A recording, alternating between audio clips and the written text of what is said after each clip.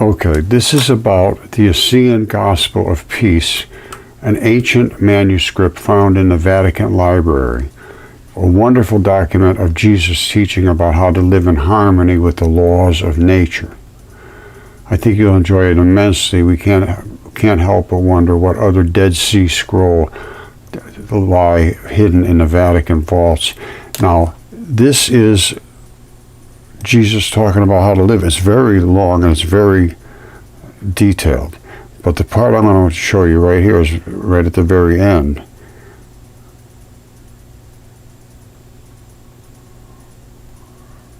All right, right here.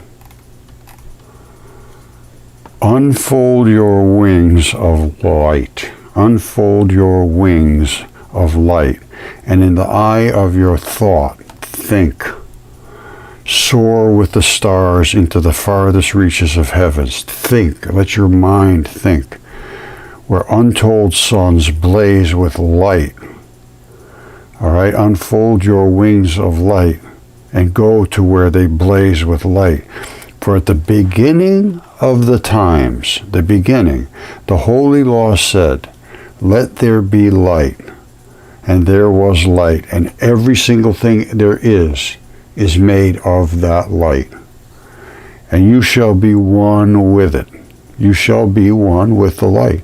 And the power of the holy light stream will fill your whole body, because everything in you is light. And you will tremble before its might. Say the word light as you breathe deeply of the angel of air, and you will become the light itself. We are the light itself. And the holy stream will carry you to the endless kingdom of the Heavenly Father, there losing itself in the eternal sea of light. So we are going to be going to the Heavenly Father, in the kingdom of the Heavenly Father, which is a sea of eternal light, it appears to me. It gives birth to all creation, and you shall be one with the holy stream of light, which is going to go back into this stream of light, always before you sleep in the arms of the Heavenly Father. This is pretty deep. I tell you truly, your body was made not only to breathe and eat and think, but it was also made to enter the holy stream of life. And I believe we have to think and learn to become in that holy stream of life successfully. Your ears were made not only to hear the words of men, the songs of birds and music of falling rain, but they were also made to hear the holy stream of sound, which is the things that are not easy to see. And your eyes were made not only to see the rising and setting of the sun, the ripple of the sheaves of grain, and the words of the holy scrolls, but they were also made to see the holy stream of light. All right, we are supposed to be able to understand we are made of the light. One day your body will return to the earthly mother, even also your ears and your eyes. We're all going to go back to the earthly mother from where we came. But the holy stream of life is a different deal. The holy stream of life, the holy stream of sound, the holy stream of light, these were never born like we are born. These were never born, these holy streams, and can never die. They will think that they're the things that do not ever die.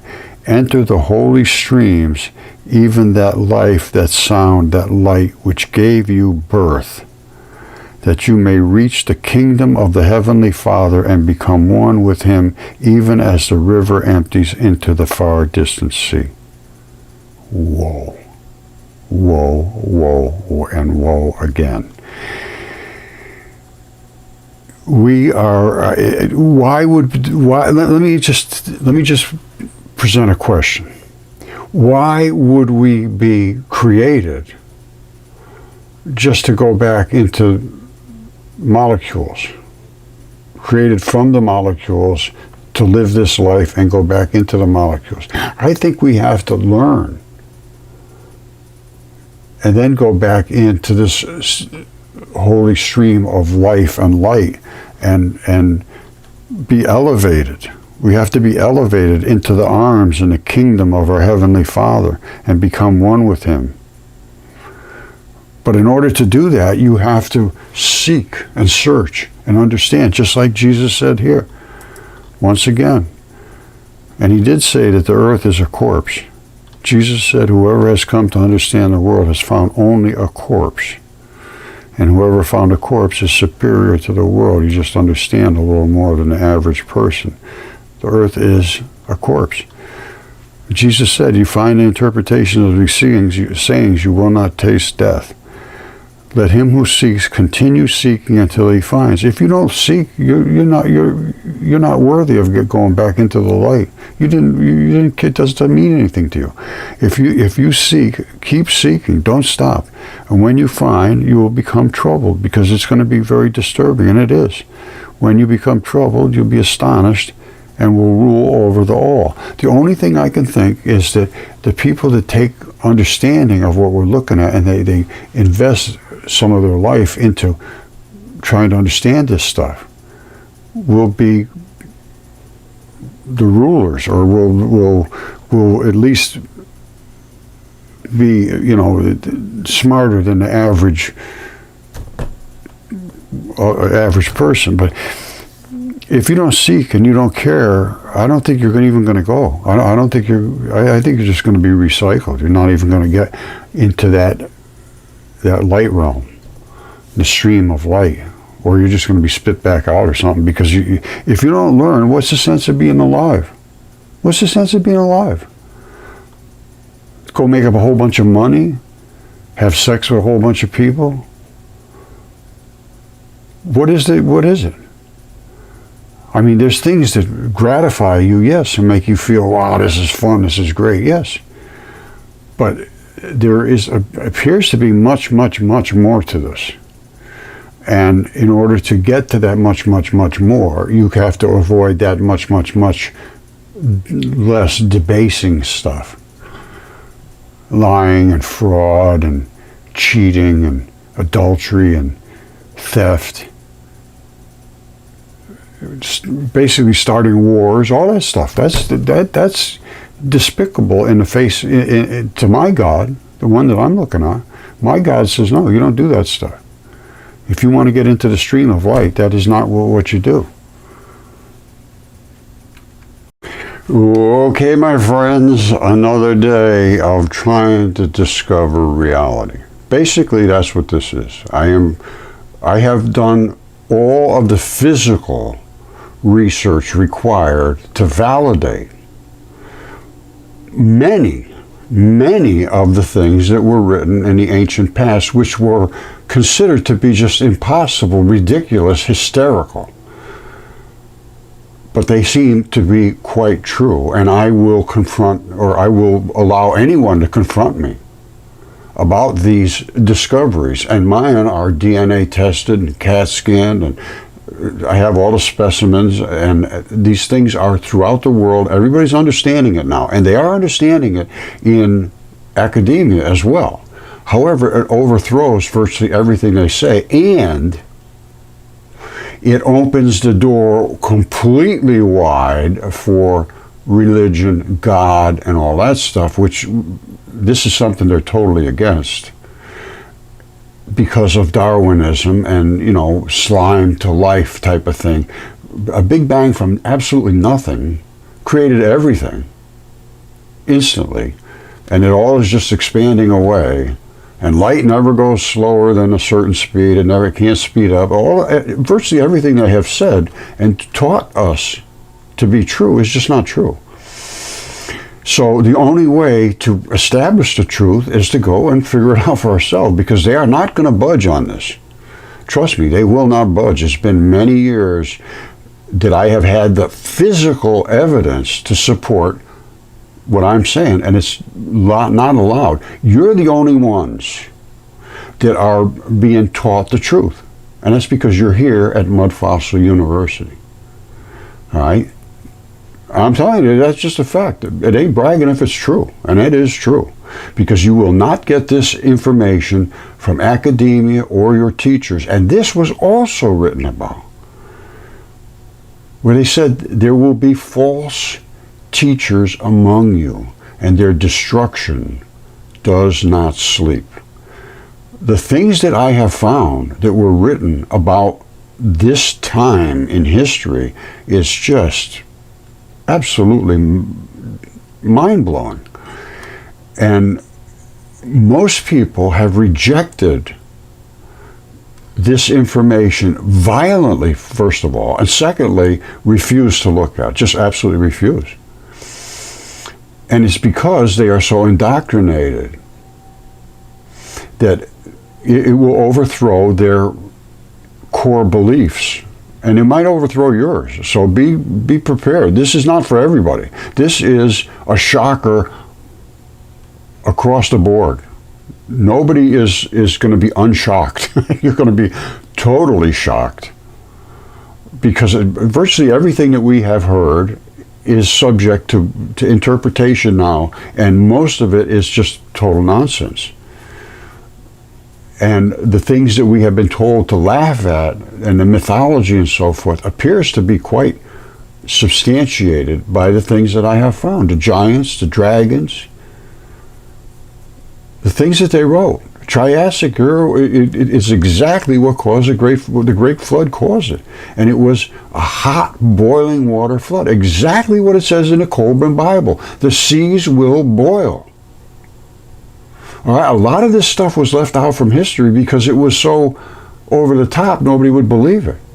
But Velikovsky did all the research going back to all of these ancient cultures and got their stories, and every one of them basically said we were almost impacted by a fiery comet, literally the size of Earth, that smacked into our atmosphere and heated it up so terribly and literally stopped the Earth from spinning. And that is written in the Bible as well. The Earth stood still.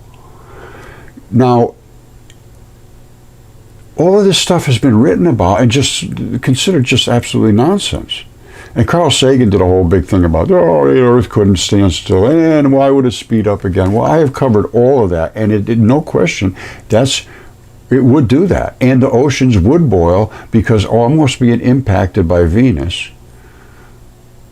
All right, and it would cause compression of our atmosphere, causing all the water or vapor in the atmosphere to condense into water. But not only would it be water, it would be boiling hot water because of the intense heat.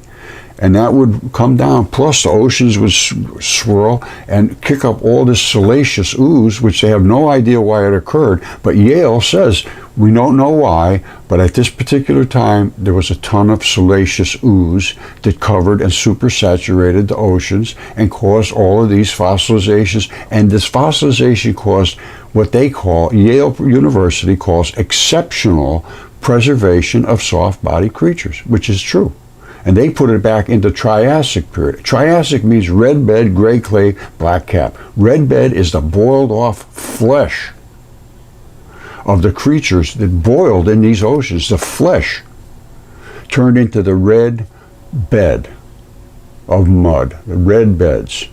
Above that is what they call marl. And it's the bones and the tendons and the organs and all that. It also boiled into a soup. And that collected. And then above that was a black cap. So you got red bed, gray clay, black cap at the top. Is the fallout of all the volcanoes and the burning and all of that stuff came down on top. And this is the area that I am in, and I have that, and I have a human footprint in that layer. Shown it many, many times. And I'm waiting for somebody to come to investigate this, to do a documentary on this, to say, well, this guy's either crazy or he's telling the truth, or he's onto something. Let's put it that way. Truth is a not exactly a precise science.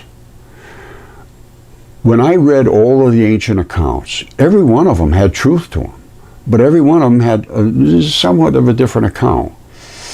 And I tried to put an understanding of why would they differ these accounts. And the Bible itself chopped out Enoch and Jubilees and all of these things about the monster. You know, they got some little bits of here and there, but not like what it really was. Because it was too much for the average mind to accept, and then take that book on in its entirety. Once you see these crazy things, you say, "Hey, that guy's nuts. He's out of his mind. Why would I bother reading that?" So they chopped all that stuff out to get to a point where there was a God, and he was in control, and there was a problem, there was a conspiracy, there was bad guys, there was good guys, there was nothing but wars, and they ended up killing God's son, who came to make us aware that this stuff is real. This is not a joke.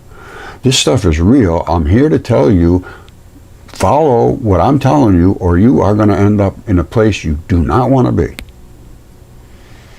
All right? Because there is no end.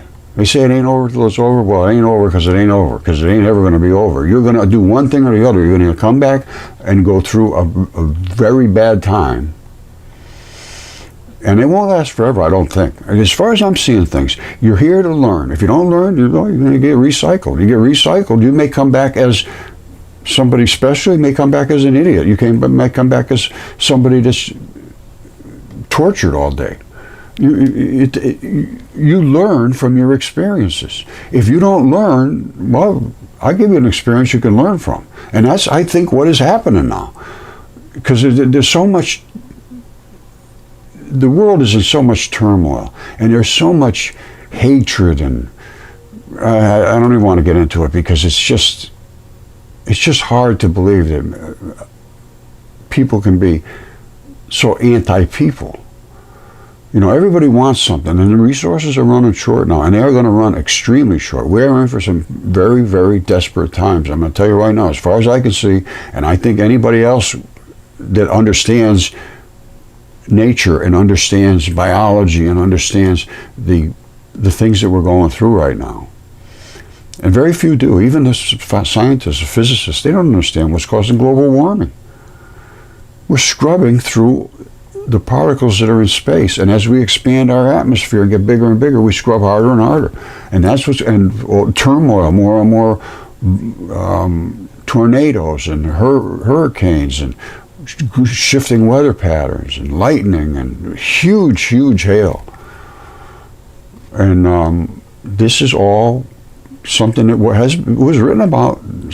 It was written about long ago. These are going to be end times, and it's looking to me like it could be there. I don't want to make any crazy statements, but let's put it into perspective. Let's look into it.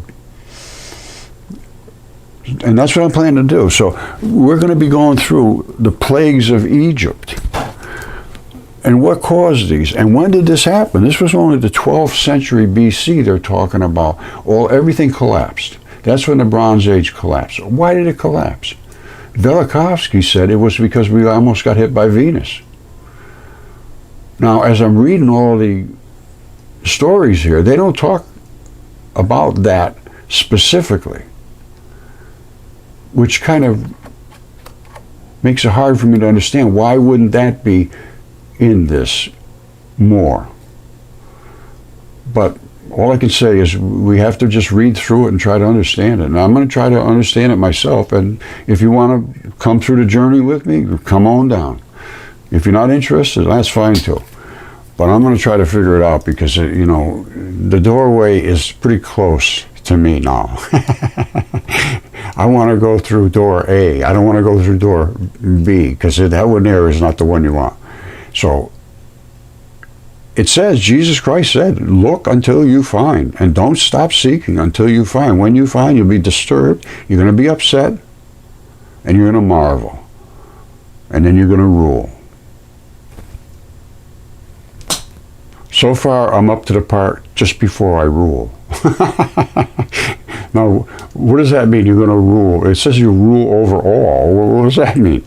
I'm not planning to be a ruler over anybody. Trust me, I don't deserve any of this. It just dropped in my lap, and hopefully I hopefully I will be forgiven for the things that I did not know. And that is the way it's supposed to work. You're supposed to be forgiven if you didn't know when you did the things that you did.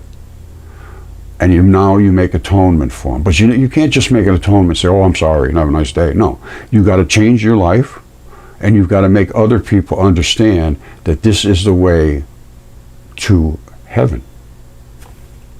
All right, so we're going to dig in. Okay, my friends, before we get too deep into everything, let's just give a brief overview, and then we'll dig into the details. During this Exodus, they claimed there was these plagues of Egypt, and God sent these plagues to show the Pharaoh that if he doesn't let them go, he's going to just keep slaughtering and destroying Egypt. The water was turned to blood.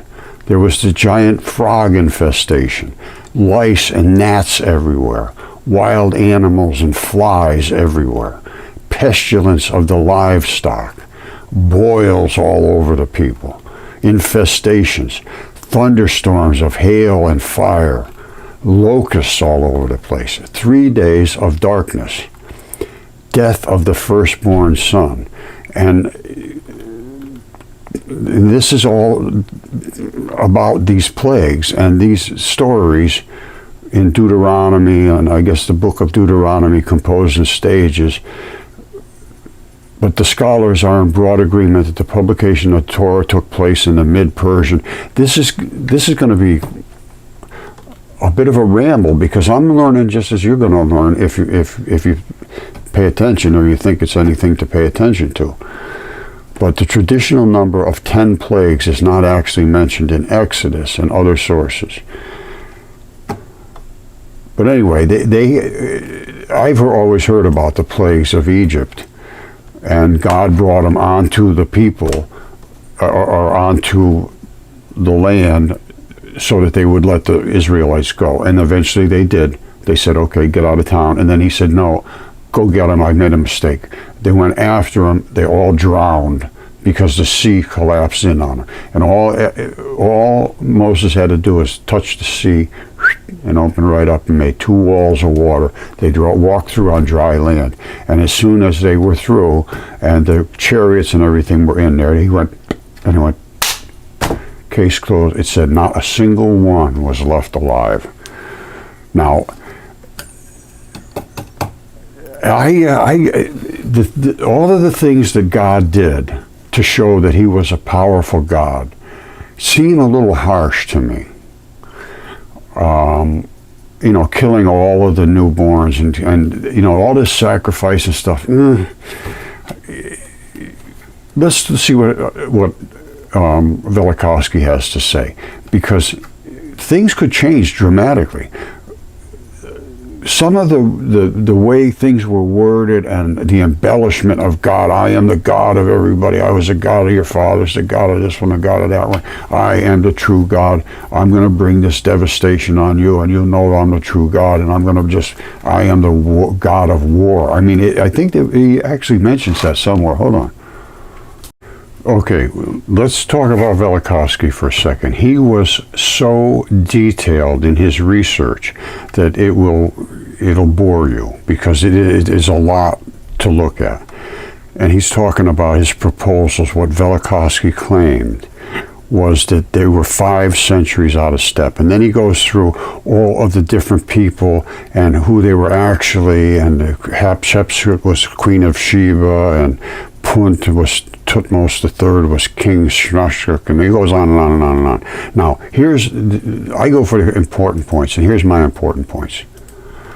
Although most of the theories presented in Ages of Chaos are considered quite unacceptable by most scholars, some of the ideas have been confirmed by independent research by notable scholars. For example, his hypothesis that the Ipoh papyrus belongs not in the first intermediate period, but rather in the second intermediate period of the Egyptian history was confirmed in 1966 by John Van Stuster in Hyksos, A New Investigation.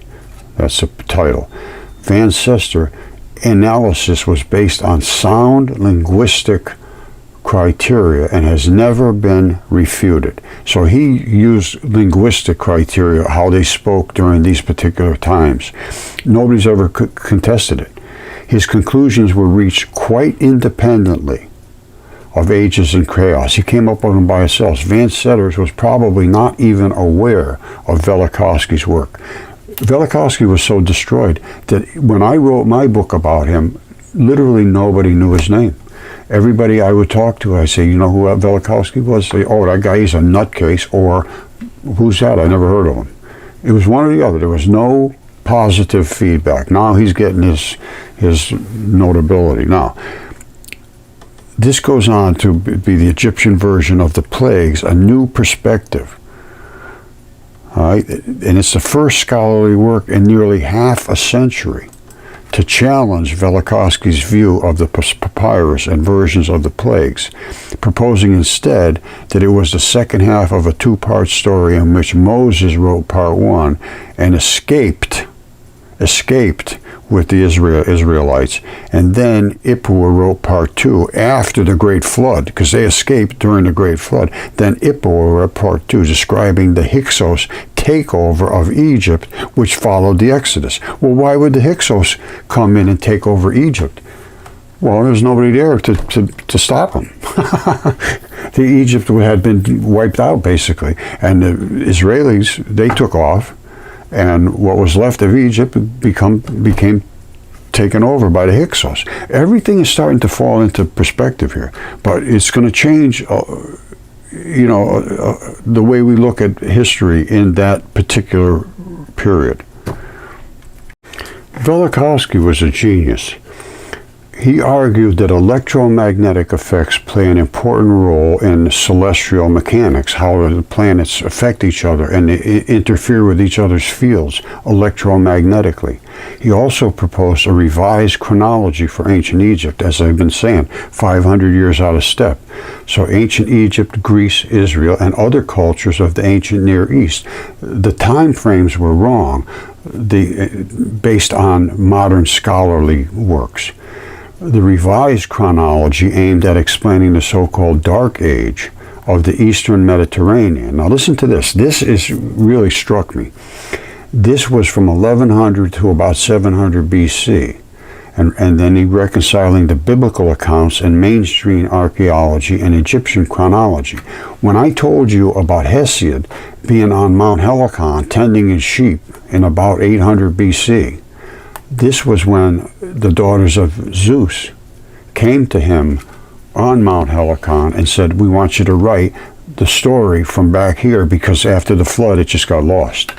So that's when Appolodorus wrote it. Now we have the Torah being written. And the Torah, I think, was about 500 BC. Let me look into that. But don't forget, this was the earliest account was about 800 BC from Hesiod, which Appolodorus based all his stuff on, which is all the mythology. It's our giants and dragons and all that stuff, which was considered just myth and silly. So it was written earlier than the Torah. Okay, I told you about 800 BC, Hesiod wrote the creation story of how everything happened. Now the Torah is in Judaism, focuses on how tribes of Israel should live. The final Torah is generally thought to have been written or compiled during the Persian period. Let's go with 500, 600 BC, somewhere around there. Now, that's a couple hundred years after the other text was written by Hesiod, which was the history from the mythology. Now, this was written, the Torah is Genesis and all that stuff. And could this be, we have to look into what this says related to what Appolodorus says, because some of it lines up, some of it doesn't. All right? And it's a consensus is based on traditional Jewish views that give Ezra, the leader of the Jewish community after returning from Babylon, a key role in its creation. However, some scholars believe the Torah was composed during the Hellenistic period. None of this stuff is locked in stone except mud fossils. There is no question about the mud fossils. They're there, and they're the product of the Great Flood, and that's the product of the Triassic era. Red bed, gray clay, black cap. The red bed is boiled off flesh, and the red fleshy meat boiled into a soup and deposited first. Second comes the bones and tendons and organish stuff, all boiled into another bit of soup that's laying on top of the red flesh bed. And then above that is the fallout from the flames and fires and volcanic and all that stuff burning, is the black cap. Red bed of flesh, gray clay of organs and bones and stuff, and then the black cap, which is the fallout. All right, so that is, Mudfossils seals the deal. All right, I told you it's going to get crazy. This is mythology. And these were what was written by Hesiod and Appolodorus and all that. This is a couple hundred BC. Hesiod was 800 BC, basically the first one written prior to the Torah. Now, this is what it says here happened. It said, the gods had an oracle that none of the giants could perish at the hand of gods. So the gods could not kill the giants, but that with the help of a mortal, they would be made an end of. Learning of this, Earth sought for a simple to prevent the giants from being destroyed. I guess a simple solution, even by a mortal. So they simple solution to prevent the giants from being destroyed, even by a mortal. Earth gave birth to these giants, loved these giants. They were her children. She didn't want them destroyed. But Zeus forbade the dawn and the moon and the sun to shine. Zeus, who is Jupiter, forbade the dawn and the moon and the sun to shine. And then, before anyone else could get in, he culled the simple himself. So he took the solution himself, and by means of Athena, summoned Hercules to his help. Now Hercules was, I guess, like a semi-mortal type of thing. So Hercules first shot Harshness with an arrow, but when the giant fell on the ground, he somewhat revived. However, at Athena's advice, Hercules dragged him outside Pallene, and so the giant died. He was immortal if he stayed on his own land, but if he went outside of his own land, he could be killed, and the giant did die when he dragged him outside. Now, I'm going to bring you down to, all the way down to where Typhon comes in. And it won't be long. Now listen to this. This is just unbelievable, but this is the mythology. And this was what was told to write down by the daughters of Zeus. This was history. Now, in the battle, Porphyron attacked Hercules and Hera. Nevertheless, Zeus inspired him with lust for Hera. Zeus was a sexual god. And he was the god in charge here. And he was a sexual god. And they talked about that type of thing happening. Now, nevertheless, Zeus inspired him with lust for Hera. When he tore her robes and would have forced her probably to have sex, she called for help, and Zeus smote him with a thunderbolt. So that's Porphyron. And smote him with a thunderbolt, and Hercules shot him dead with an arrow. He shot all of them dead through their eyes. So, in other words, he had the help of a mortal. All right, so just so we get this out of the way, Hercules was not a god. He was born a mortal, although, like many mythic heroes, he had a complicated family tree. Well, yes.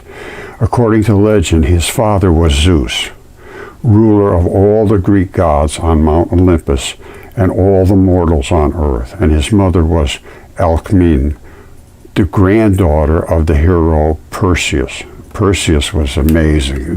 The history prior to this, what I'm talking to you now is also just off the charts amazing. But let's go back to what happened. All right, so let's get back to this. Now, we know that Zeus is a god, and we know that Hercules is mortal-ish. All right, so don't forget, Zeus smote him with a thunderbolt, and Hercules shot him dead with an arrow. So between the two of them, they can kill the giants. As for the other giants, Appolodorus was shot by Apollo with an arrow in his left eye and by Hercules in his right eye. Athristus was killed by Dionysus with a thyrosis, whatever that is, and Cleidius by Hecate with torches. They burnt him. And Mimas by Hephaestus with missiles of red-hot metal. They were just killing them all. Enceladus fled, but Athena threw on him in his flight the island of Sicily. These things were good size. She flayed Phalus and used his skin to shield her own body in the fight.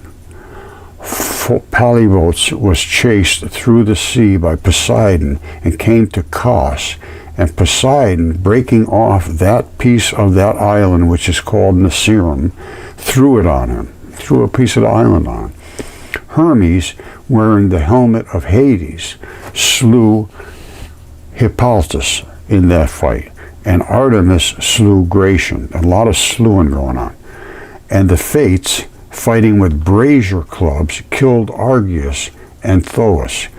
The other giants Zeus smote and destroyed with thunderbolts, and all of them Hercules shot with arrows as they were dying.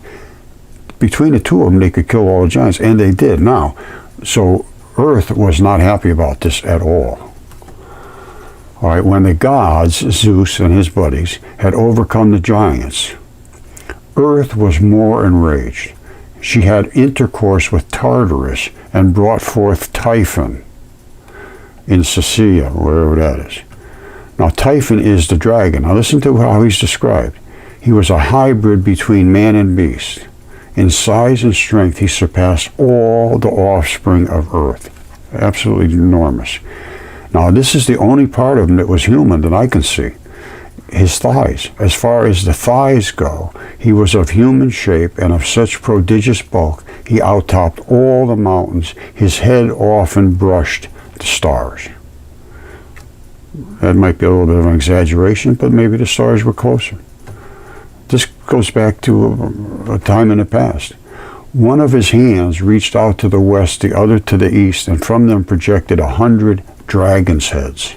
From the thighs downward, he had huge coils of vipers, which when drawn out reached to the very head and emitted a loud hissing. His body was all winged. Remember this, all winged, unkempt. Hair streamed on the wind from his head and cheeks, which I will show you. Fire flashed from his eyes, which I will show you. Such and so great was Typhon when hurling kindled rocks. He made for the very heavens with hissing and shouts. He was going after the gods. He was Earth's defender. To go get those gods that killed all my kids, which were the giants. So he was spouting a great jet of fire from his mouth. When the gods saw him rushing at heaven, the gods saw him. They were scared. They made for Egypt in flight. They wanted to hide. And being pursued, they changed their forms into those of animals. And Typhon was trying to kill a fish, as I will show you, which is an animal. However, Zeus pelted Typhon at a distance with thunderbolts, and at close quarters struck him down with an adamantine sickle. That's where he cut his throat. Now, and as he fled, pursued him closely. All the rest of this sort of, I don't go with. But up to this point, I can show you that's exactly what did happen. And I'll show you Typhon right now. All right, so what do I intend to prove? First of all, that this was an ocean at one time, and it drained right out over here, all of that. And all of that mud and debris collected right here and created the Cape Verde Islands and eventually skirted the remnants of it out. This is what they call an alluvial plain. And it's just a flat mass of mud that flowed out of here from the Sahara Ocean. Now, the eye of the Sahara is right down in here, right there. And there is a straits right after the eye, which led into the Sahara Ocean. I will show you that. That's number one. So that's the draining of the Sahara and Atlantis, actually. This is the fish that had changed from one of the gods into a fish and didn't quite get away. And this right here is Typhon, runs all the way across North Africa. He out-topped all the mountains. Here's his legs, which are the thighs. I'll show you his red flared eye and the streaming hair running down and all of the dragon effluent spitting at that fish to try to kill him. This is not a joke. This is reality. Now, we can deal with it however you want to deal with it. It's up to you. I'm just showing you the physical evidence that supports the things that I've been claiming. You see this? This is, I believe this would be Zeus. And he's battling the winged Anzu. Now, he's called Ninurta here with his thunderbolts. That's what Zeus had. He was, I believe they call it the aegis holder or something like that. Maybe that's wrong, I don't know. But he was using thunderbolts. That's what Jupiter, who is Zeus used to slay a dragon. Now, that dragon had feathers, it had dragon scales, it had all that stuff. Now, this was Ninurta with his thunderbolts battling the winged Anzu in the palace relief in Nineveh. Now, this is what Velikovsky was talking about. A lot of things relate to the same characters in history, but with different names. So they're sequentially out of time frame, something like that. Anyway, I believe this could have been Zeus battling with Typhon. All right, here's another one. Zeus aiming his thunderbolt at a winged and snake-footed Typhon. All right, and it goes back to 540 to 530 BC, they say. All right, so at that point, they didn't realize he didn't have a human head. He had a dragon head. So even back then, they didn't realize totally what they were dealing with. And but that appears to me to be what they call the aegis. Well, they call it a device. All right, an aegis is stated in the Iliad, the device carried by Athena and Zeus. They call it, like I interpret it, as an animal skin or a shield, or sometimes featured as the head of a gorgon. There are many connections and so forth, but the aegis, I believe, Zeus was the aegis holder holding that thunderbolt. All right, let's just start with this. His body was all winged, unkempt, hair streamed on the wind from his head and his cheeks, and fire flashed from his eyes. Let's see if we can find that on Typhon in the desert. All right, let's go in on him. This is the fish, and this is Typhon. So here he is right here. He was all winged and fire, and hair went in the wind and all this stuff, and he was all unkempt and flashy, and fire flashed from his eyes. All right, there's his eye, there's the fire. This is all the flashy, fluty stuff all over his body, up in this area. You see this? This is the outline of his body. Down here is, well, you know what? Let me show you something right here. This shows what Typhon looks like. Here he is in the desert. That's the flashy eye, and this is his throat coming down here, all the way down. Now, this is just runoff. This means nothing. I have an outline of his head here. This is what he really looks like. These are all scales, which I'll show you in a second. And this is all that flashy stuff, and there's his red flared eye. And he's spitting out toxins green and nasty and ugly stuff at the fish down below to kill him. So let's look at him one more time on Google Earth. Here he is. There's his throat going all the way down. And don't forget, this is just runoff. That's just runoff of fluids. Now this is his dragon scaled throat. You see that? That's the throat right there. And they call it a Draco Valley or something like that. It's Dragon Valley. And these are all the little plates that are on his throat. This here is just runoff. All this is just runoff. That's where his body starts here. And these are the plates that wrapped around. His throat has collapsed. But let's look into his throat. You see this here?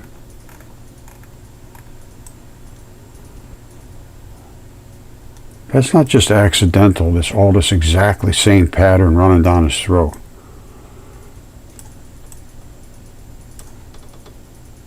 You see, these are all scales. And they have a hinge in every so often so that he can bend his throat up and down.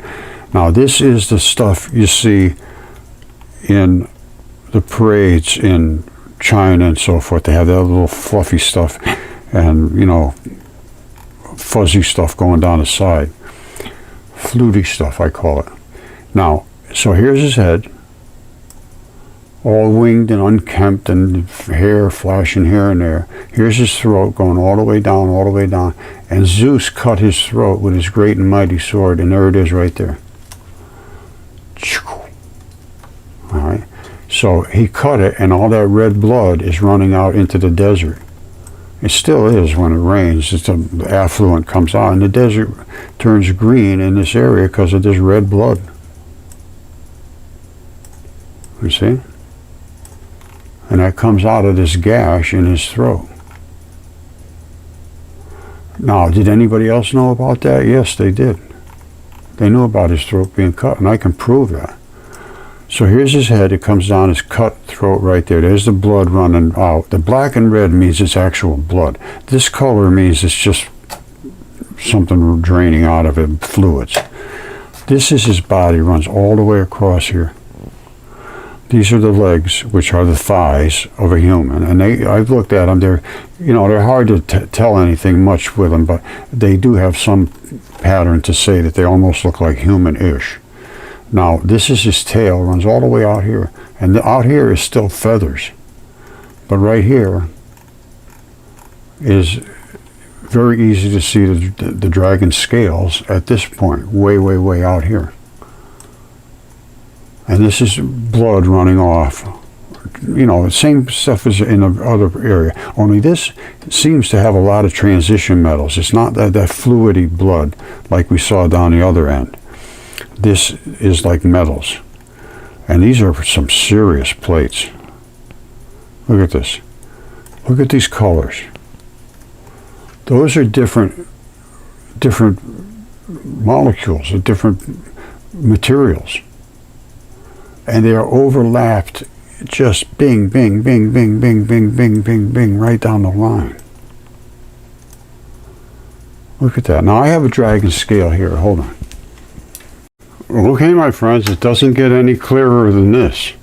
I have been saying that everything that exists is particles of light, and they glob together to form protons and molecules. But everything is only made of these two particles, which is the white and the black together. They're actually glued together, and they create photons, and photons look just exactly like this. We are made out of light.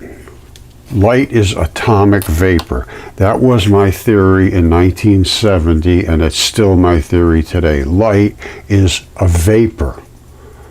This is all a vapor, and it can condense into a ball.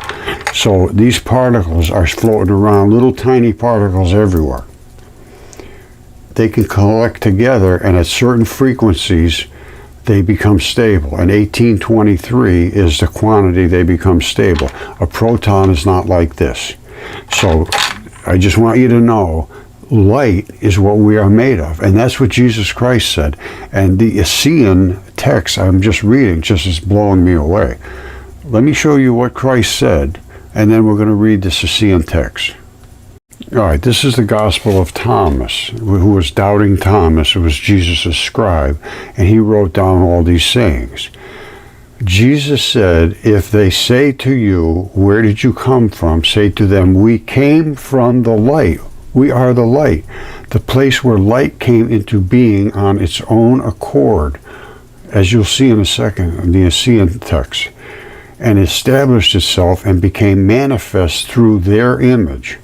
If they say to you, is it you? Say, we are its children. We are the elect of the living Father.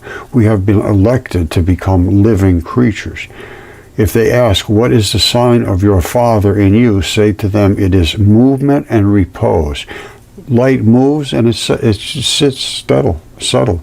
These particles can just sit around as mass. That light this is made out of light.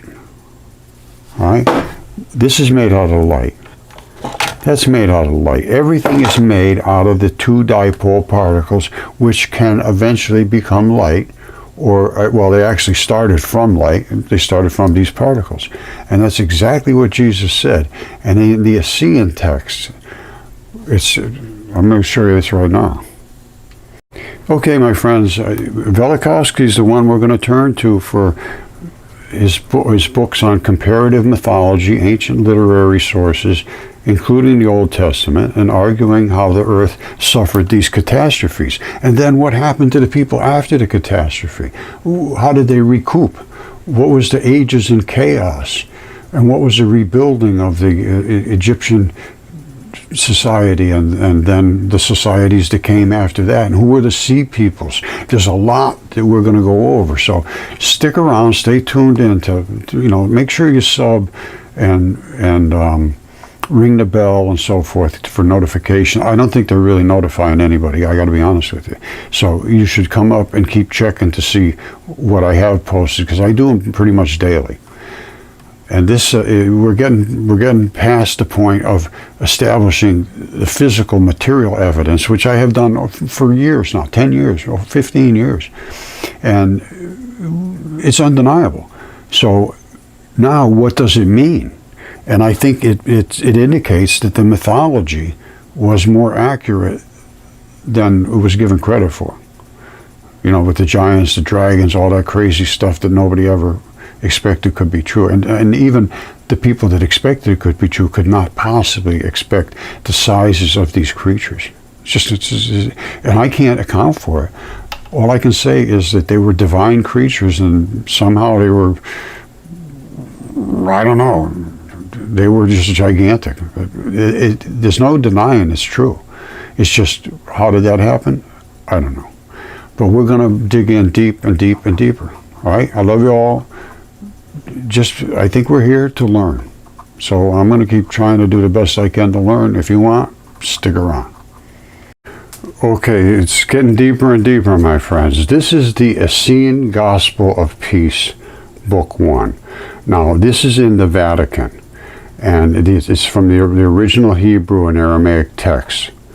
And it says, and then many sick and maimed came to Jesus, asking him, if you know all things, tell us, why do we suffer with these grievous plagues? Why are we not whole like other men? Master, heal us, that we too may be made strong and need abide no longer in our misery. We know that you have in your power to heal all manner of disease. Free us from Satan. Remember Satan, and from all of his great afflictions. Master, have compassion on us. Jesus answered, happy are you that you hunger for the truth. Truth is the key here. For I will satisfy you with the bread of wisdom. Happy are you that you knock, that you seek. For I will open to you the door of life. Happy are you that you would cast off the power of Satan, for I will lead you into the kingdom of our mother's angels, where the power of Satan cannot enter. Now, this is Gnostic teaching, which Gnostic means knowledge, understanding. And as far as I understand, Jesus was a Nicene, and he was a Gnostic, and they wrote all these texts and hid them because you couldn't come forward with them, otherwise they'd burn them and destroy them and kill you anyway, so there was no meaning to do that. So they had to be made and preserved for this specific time. I believe it is exactly this specific time that these texts are meant to be discovered. They were discovered in 1945. All right, and that was right after the Holocaust. And all of these Dead Sea Scrolls, the Nag Hammadi texts, they speak of things of this nature here, of the words that Jesus spoke.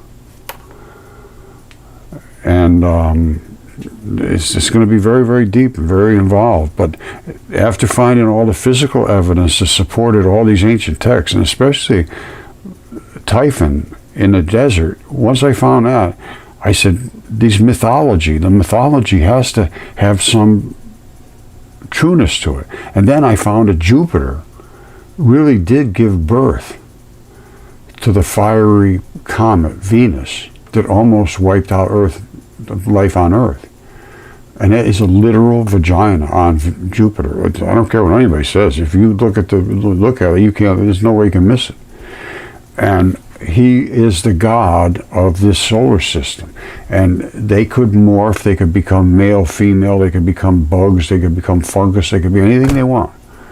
And everything now is fitting into place that these gods that were supposed to be in control of humanity, now why they would be in control of humanity, I don't know. Were they trying to make us something better than we are as animals? I don't know. Were they trying to make us caretakers of the earth and do good things for the earth? That's what I think might have been the whole idea here, is we were supposed to take care of this place, and we didn't.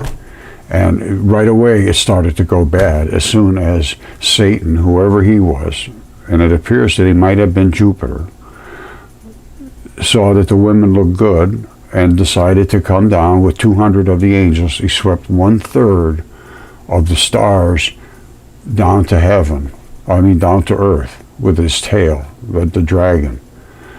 And as far as I can see, there is basically nothing but dragons. They're everywhere. So the things, and all of that stuff was written in Appolodorus. And it was written because Hesiod wrote it, because the daughters of Zeus, who was the god, told the daughters, go down and tell Hesiod to write the books about me, God, the famous great god. And she did. And he wrote how powerful and magnificent he was, and strong, and he conquered all his enemies, and it's an extremely detailed account of this insane history. And I'm sorry, it's just insane, but it doesn't. Insanity doesn't mean it's not true.